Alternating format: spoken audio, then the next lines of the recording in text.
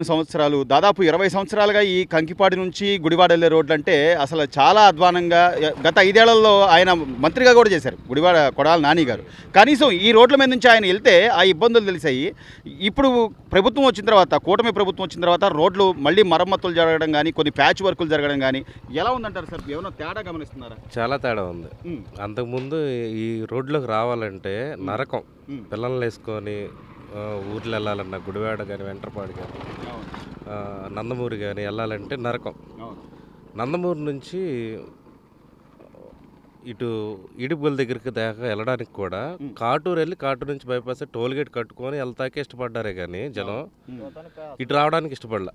అంత దారుణంగా ఉందన్నమాట పరిస్థితి. పోనీ ఏదైనా బస్సు ప్రయాణాలు చేద్దామన్నా బస్సులో కూడా సార్, అంటే గర్భిణీ స్త్రీలు కూడా చాలా ఇబ్బందులు. పెద్దవాళ్ళు అయితే అక్కడ దాకా వెళ్తామా లేదా అనే పరిస్థితి ఉండే అంటున్నారు. నమ్మకం లేదు. ఈ రోడ్లో ప్రయాణం అంటే ప్రాణంతో అయితే చెలగటవే. ఆయన మినిస్టర్గా చేసినప్పుడు కూడా ఒక రెస్పాన్సిబిలిటీగా చేయలే. జగన్ గారు అత్యంత సన్నిహితంగా ఉన్నా సరే చేపించుకోలేకపోయారు. అక్కడ ఆయన ఫెయిల్యూర్ అయిపోయారు. ఆయన తలుచుకుంటూ చేయించుకునేవాడు కాదా సార్? ఎందుకంటే ఆయన అనుభవం ఉంది. దాదాపు 4 సార్లు నిన్ను ఎమ్మెల్యేగా గెలిపించుకున్నారు గుడివాడ ప్రజలు. మళ్ళీ కూడా నేనే గెలుస్తాను, అసలు నా మీద గెలిచే మగాడే లేడు అని చెప్పి మాట్లాడిన నేపథ్యం కూడా చూసాం. అంత నమ్మిన ప్రజలకి నువ్వేం చేసావంటే ఏం చెప్తారు సార్ కొడాల నాని గారు? ఏం చేయలే నథింగ్. ఆయన స్వార్థం ఆయన చూసుకున్నారు. జనాలు జగన్ చూసేస్తారు, పథకాలు చూసేస్తారు అనుకున్నారు. అక్కడ మైనస్ అయిపోయింది. ఎందుకంటే రోడ్డు బాగుంటే రవాణా బాగుంటుంది. రవాణా బాగుంటే జనాలు తిరుగుతూ ఉంటారు. ట్రావెలింగ్ బాగుంటుంది. ఏదైనా రోడ్డు మెయిన్.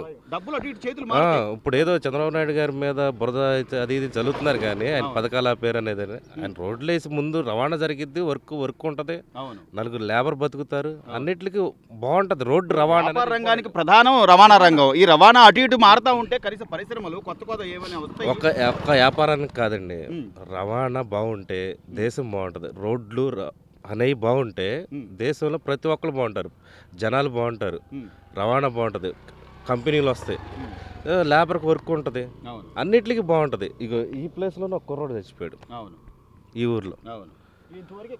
ఇక్కడ ఒక చనిపోయాడు డైరెక్ట్ ఈ రోడ్లో.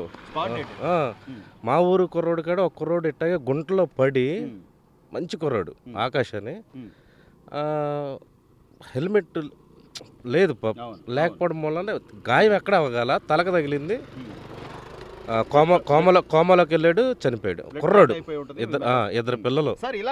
ఇలా చాలా మంది సార్, మీరు అంటే కుర్రోళ్లే కాదు సార్, చాలా పెద్దవాళ్ళు, కుటుంబానికి వాళ్లే ఆధారం అనుకున్న వాళ్ళు కూడా రోడ్డు ప్రమాదాల్లో చాలా మంది చనిపోయారు. నేనేదో సంవత్సరానికి 10,000 15,000 ఇస్తున్నాను అనుకున్నాడు కానీ ఒక కుటుంబ పెద్ద గనక ఇట్లా రోడ్డు ప్రమాదంలో చనిపోతే ఆ కుటుంబం రోడ్డు మీద పడితే ఏనాడైనా ఆలోచించారా? రోడ్డు మూలాన ఒక కుటుంబం రోడ్డు మీదకి వచ్చేస్తే పరిస్థితికి వచ్చింది ఆ ప్రభుత్వం టైంలో. అంటే ప్రభుత్వాలకు అతీతంగా మాట్లాడుతున్నాం, పార్టీలు కాదు ఇది, అనుభవం, కనీస అవసరాలు కానీ కాదు కానీ అసలుకి పిల్లల్ని తీసుకుని వెళ్ళాలంటే ఎంత భయంగా ఉండేది రోడ్డు. ఇప్పుడు ఈ మార్పు చూస్తుంటే చాలా ఆనందంగా ఉంది నిజంగా. ఇప్పుడు ఈ రోడ్డు వేసే ఒక 4 రోజులు, ఒక నెల రోజులు ఇబ్బంది పడతామేమో కానీ తర్వాత మాత్రం బ్రహ్మాండంగా ఉంటుంది.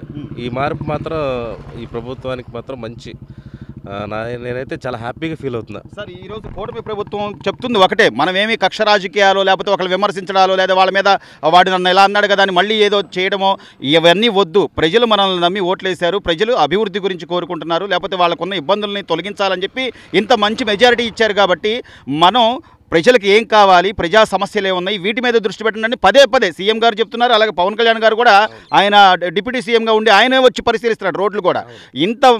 ఈ తరహా పరిపాలన గతంలో ఎప్పుడైనా చూసారా సార్? ఒక మంత్రి కానీ ఎమ్మెల్యే కానీ అసలు పొరపాటును కూడా చూడలే నేను. ఎక్కడికక్కడ ఆక్రమించుకోవడం, దౌర్జన్యం చేయడం, వ్యక్తిగతంగా మీదకి వెళ్ళిపోవడం, ఒక పెద్ద స్థాయి వ్యక్తి లేదంటే వయసులో పెద్ద అనుభవం పెద్ద ఏమి లేకుండా ఎలా పడితే అలా మాట్లాడితే రాజకీయ లబ్ధి కోసం విచ్చలవిడితనంగా చేశారు. దానికి కర్మే ప్రతిఫలంగా అనుభవిస్తున్నారు అంతే. ఇందులో కక్షపూర్వకంగా ఏం లేదు. ఇప్పుడు మీరు నన్ను తిట్టారు బాగున్నప్పుడు, నేను బాగా, ఇప్పుడు తర్వాత మీకు ఓపిక నశించింది, నాకు ఓపిక వచ్చింది, తిరగబడ్డాడు. అంటే అది వ్యక్తిగతంగానే తిరగబడ్డారు.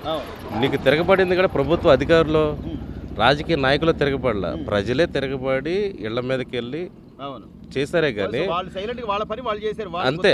అది ఎవరో రెచ్చగొట్టి కాదు, బాధ ఉంటది కదా ఆ టైంలో ఇలా ఇంత ఇదిగా మమ్మల్ని చేశారు. చివరిగా ఇంత జరుగుతున్నా కళ్ళ ముందు కనిపిస్తుంది, పెన్షన్లు కరెక్ట్ టైంకి ఇస్తున్నారు, గ్యాస్ బండ్లని కానీ లేకపోతే ఆయన చెప్పిన సూపర్ 6 పథకాలు నిదానంగానే అమలు చేస్తానమ్మా, నేను అప్పులు చేయను, రాష్ట్రానికి పక్క రాష్ట్రాలు తాకట్లు పెట్టను, నేను నిదానంగా చేస్తానని చెప్తున్నా కూడా ఇంకా ఏదో జరిగిపోతుంది, అసలు వీళ్ళు ఏదో అరాచకం చేస్తున్నారు, 8 నెలల పరిపాలనలో ప్రజలంతా అసంతృప్తిగా ఉన్నారని జగన్ చెప్తున్న మాటల్ని ప్రజలు నమ్ముతారా సార్?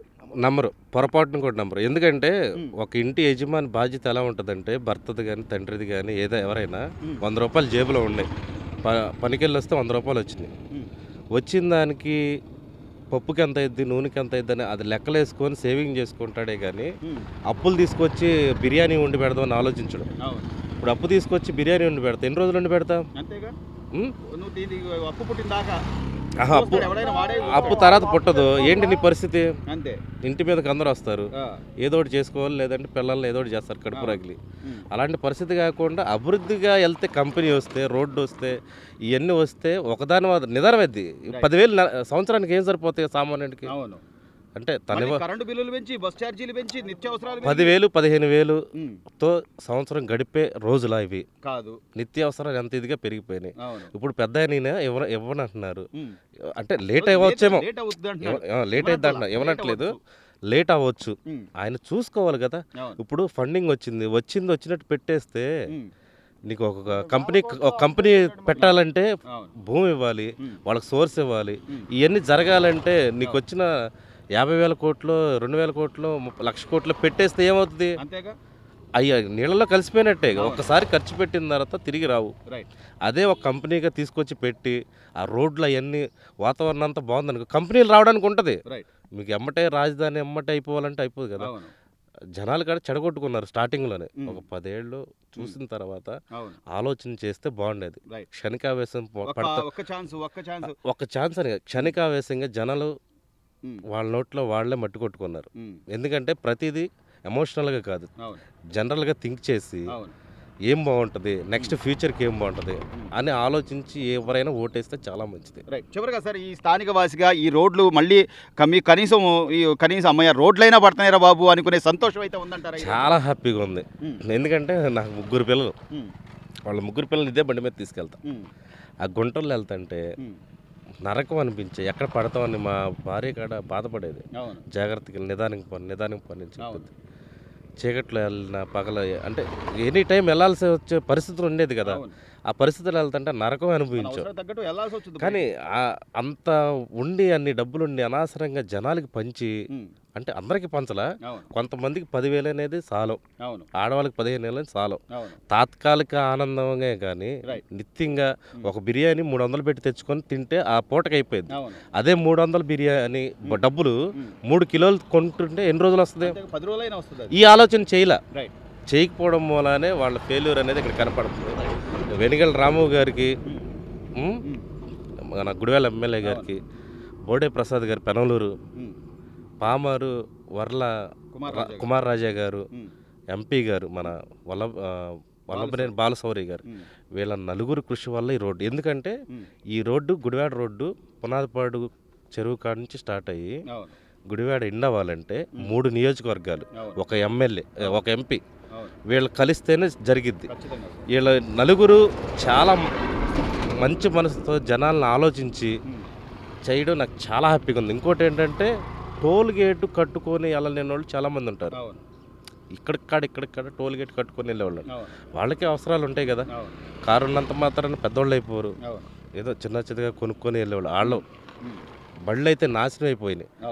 వీటిలన్నిటికన్నా ఎక్కువ నేను చూసింది ఏంటంటే ఈ రోడ్లో మరణాలు చూసా. ఆ మరణాల నుంచి ఆ దేవుడి దేవల్ల ఇప్పుడు చాలా హ్యాపీగా ఉంది. ఇది బాబు గారు, చంద్రబాబు గారు కానీ, మా బోడే ప్రసాద్ ఎమ్మెల్యే గారు కానీ, వెనిగల్ రాము గారు కానీ, కైలాని వల్లభనేని బాలశౌరి కానీ, వీళ్ళు నలుగురు మంచిగా చేస్తున్నారని చాలా హ్యాపీగా ఫీల్ అవుతుందండి. మేమైతే ఖచ్చితంగా ఇదేదో మీరేదో అడుగుతున్నారేనో, నాకు ఆ పార్టీ మీద అభిమానం, ఈ పార్టీ మీద దేశంతో చెప్తలా. నేను ఈ రోడ్లో నిత్యం తిరిగే కామన్ మ్యాన్గా చెప్తున్నా.